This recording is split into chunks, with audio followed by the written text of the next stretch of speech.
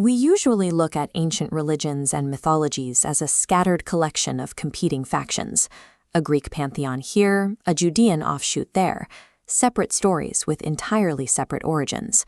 Islamic theology offers a different historical blueprint through a concept called the Mithaq al-Nabiyyin, the covenant of the prophets. It presents a single, continuous chain of divine messengers.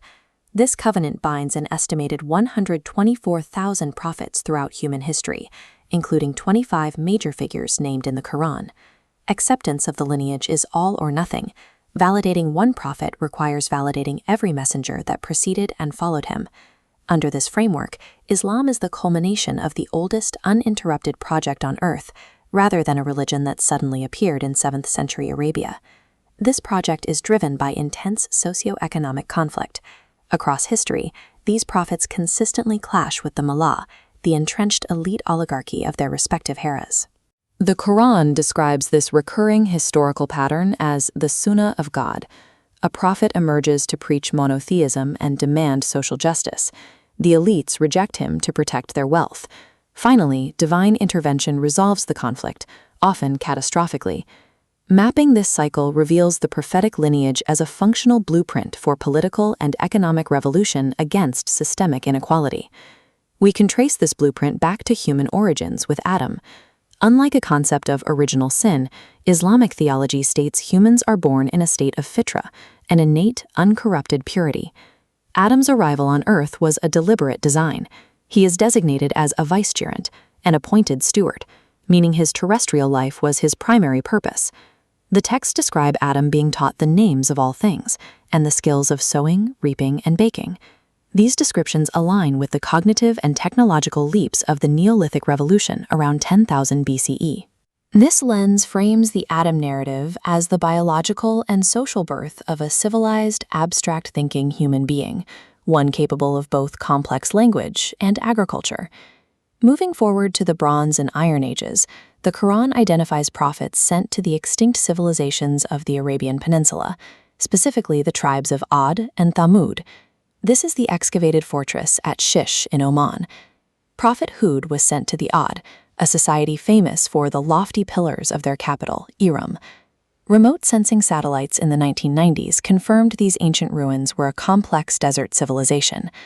After the Ad came the Thamud, a society of sophisticated stone carvers who hewed houses from the mountains. They were destroyed after violating the divine commons by hoarding limited water resources for their own elite class. The ruins of Ubar and Hegra serve as physical proof of the Quranic thesis. Technological wealth cannot save a society from moral and economic collapse. The lineage pivots toward a global movement with Abraham, the iconoclast who publicly rejected the state religion of ancient Mesopotamia. Abraham and his son Ishmael traveled to a barren valley in the Hejaz to build the Kaaba.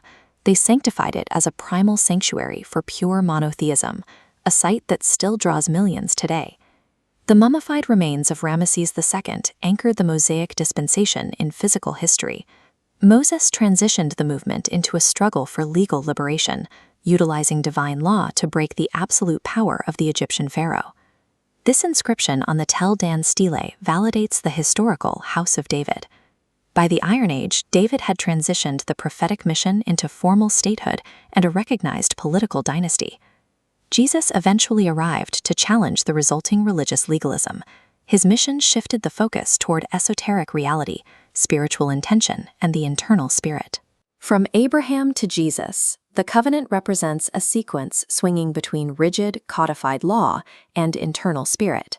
This established the conditions for a final synthesis. By the 7th century, Muhammad's mission transitions the prophetic chain into the light of documented socio-political history. He is designated the Khatam an-Nabiyyin, the seal of the prophets. His role was to permanently close the ancient Abrahamic covenant rather than launching a new separate faith. Through the Constitution of Medina, Muhammad established a pluralistic federation. He codified racial equality, dismantled the local elite oligarchy, and established a systemic program to phase out slavery. His mission proved that the ancient prophetic vision of absolute social justice could be codified into a functional, surviving state apparatus.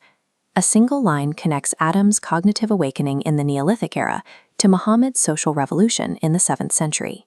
This unbroken chain of remarkable men left behind continuous physical and historical footprints across the entire ancient world. The 25 prophets of Islam form a cohesive meta-historical master plan, tracking humanity's journey from our biological dawn to absolute moral accountability.